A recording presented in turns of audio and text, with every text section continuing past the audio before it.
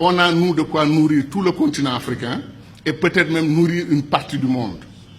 Et pourtant, on a faim en Afrique de l'Ouest. Il y a des poches de famine. Il y a des récoltes qui pourrissent dans leur pays d'origine parce qu'on ne peut pas traverser les frontières. Parce que les camionneurs sont fatigués, malgré les règles de la CEDEAO, d'avoir 15 contrôles avant d'arriver au port de destination. Et des gens qui s'habillent en tenue militaire ou en tenue de policier, qui ne le sont pas, et qui vous font des barrages, et qui vous font débarquer toute votre marchandise si vous ne leur donnez pas de l'argent. Alors si le camionneur quitte Bamako avec 300 000 francs pour payer l'argent de la corruption pour arriver au port, et à moitié chemin il a fini ses 300 000, ou il rebrousse chemin, ou il leur donne le camion, les nourrit et il s'en va. La CEDEAO a ce problème interne que les échanges agricoles ne peuvent pas fonctionner correctement.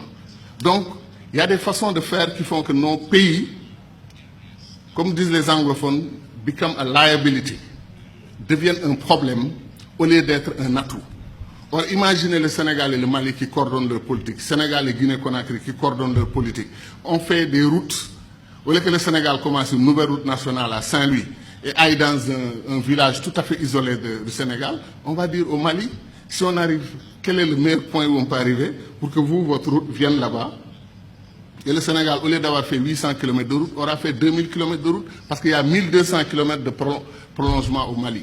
Mais ça, c'est des questions simples que nos dirigeants auraient pu régler pour qu'on n'a pas besoin de théorie, on n'a pas besoin de Nkrumah, on n'a pas besoin de Senghor pour comprendre que c'est des choses qu'on devait faire.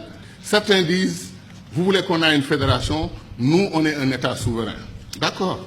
Nous avons conquis notre indépendance. Certains disent par la lutte armée, d'autres disent par ceci ou cela.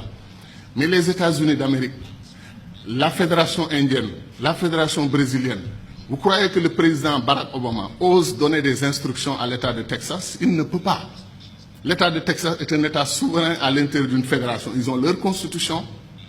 Ils ont accepté de mutualiser avec le reste de l'Amérique un certain nombre de domaines de compétences. Terminé. Obama n'ose pas toucher aux lois internes de l'État de Texas. Les Mormons dans l'Utah, ils ont leur système de gouvernance. New York est l'État libéral, Californie ultra-libéral. Des États conservateurs, des États qui n'ont rien à voir dans leur philosophie, vivent ensemble et gagnent ensemble au plan économique et constituent la Fédération des États-Unis d'Amérique. Donc quel est notre problème, nous, Africains? Le panafricanisme doit être clair sur une question. Le panafricanisme n'est pas une unité des États noirs.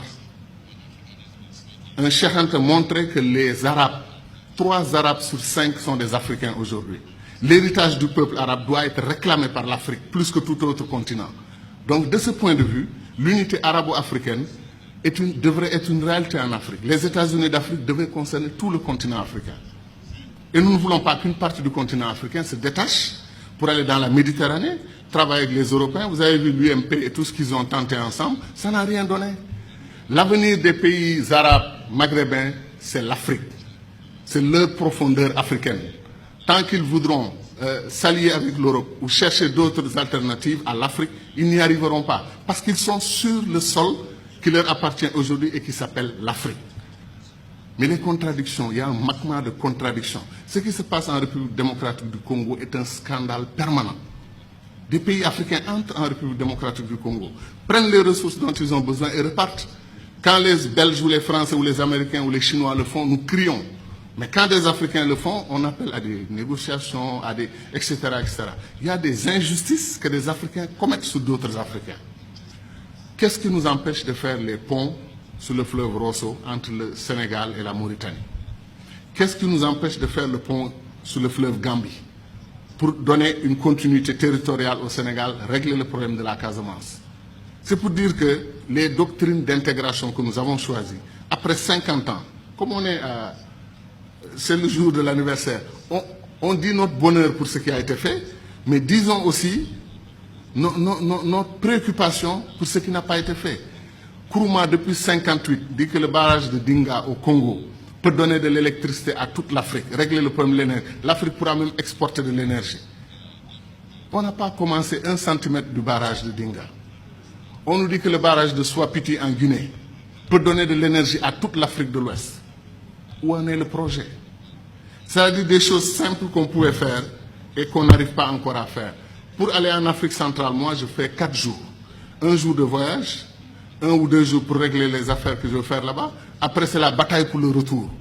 La dernière fois, je suis allé à Douala. Air Sénégal a annulé son vol. Je suis resté 6 heures à l'aéroport. Et après, on m'a dit que non, Air Sénégal n'a pas tout à fait annulé. Ils arrivent. On prend 2 avions et on dit qu'on a une compagnie aérienne. 2 avions, ou 2 avions et demi, parce qu'après, on a un petit dash qui tourne, les hélices, etc. Qu'est-ce qui nous empêche de mutualiser? Air Afrique a été une très belle expérience panafricaine. Depuis qu'on l'a perdu, il n'y a rien.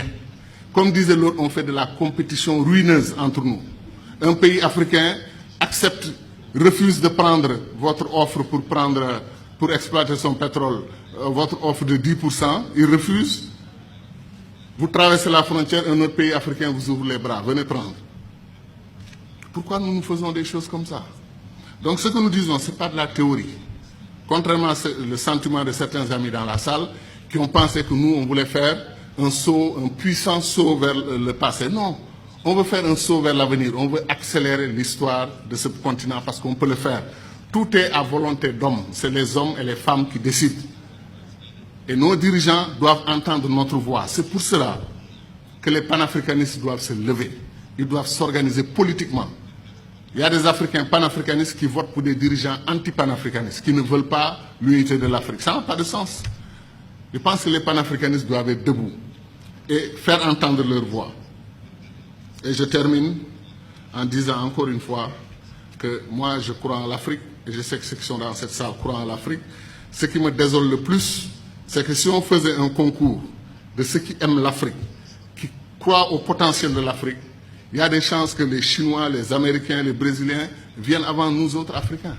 Parce que ces gens connaissent. Ils savent ce qui se passe en Afrique. Ils savent que l'avenir du monde, Sarkozy, malgré la critique qu'il nous a faite ici, qui ne correspond pas du tout à l'histoire, qui est totalement fausse, que nous ne sommes pas assez entrés dans l'histoire. C'est nous qui avons créé l'histoire. C'est chez nous, en Égypte, que l'histoire a commencé. Et ça, j'y crois profondément. Pendant, comme disait Chahanteg, eux, l'Europe, ils étaient dans la barbarie. Mais Sarkozy, qu'est-ce qu'il a dit? L'avenir du monde se joue en Afrique. Il est important de nouer des alliances avec les Africains dès maintenant, bien qu'il ne l'ait pas fait côté immigration. Mais je veux dire que c'est ça. L'avenir du monde se joue chez nous. On semble être les derniers à en être conscients.